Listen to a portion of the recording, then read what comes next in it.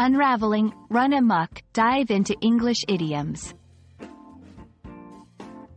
Hello, dear viewers. Welcome back to our channel. Today, we've got a fascinating phrase to explore. Run amok. You might have heard it in movies, read it in books, or even come across it in daily conversations. But what does it really mean? How do we use it correctly? Stay tuned, as we're about to delve deep into this expression to help you understand and use it like a native speaker. Run amok is an idiomatic phrase in English. When someone runs amok, they are behaving in a wild, uncontrolled, or disruptive manner. The phrase can be used to describe both people and situations.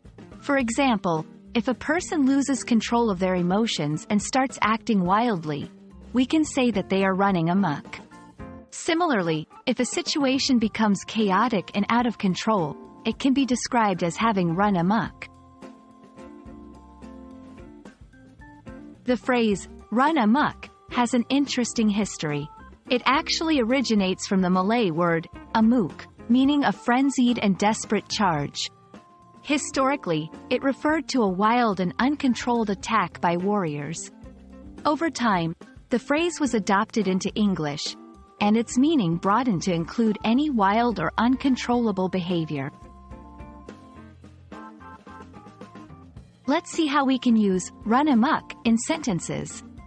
1. After losing the game, the fans ran amok in the streets, showing their disappointment. 2. The children ran amok in the classroom when the teacher stepped out for a moment. 3. The debate on social media ran amok, with people sharing numerous opinions and comments. Notice how the phrase can describe both physical and metaphorical situations, showcasing its versatility.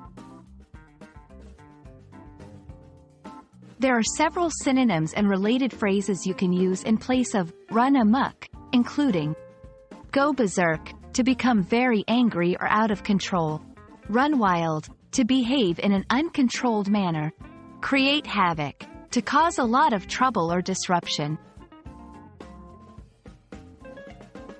And there you have it, folks. We've unpacked the meaning, origins, and usage of the phrase, run amok. We hope this video helps you understand how to use this phrase confidently in your own conversations and writing. Don't forget to practice, and soon you'll find that idioms like these can really add color and nuance to your English. If you found this video helpful, please give it a thumbs up and subscribe for more language learning content. Until next time, keep learning and keep practicing.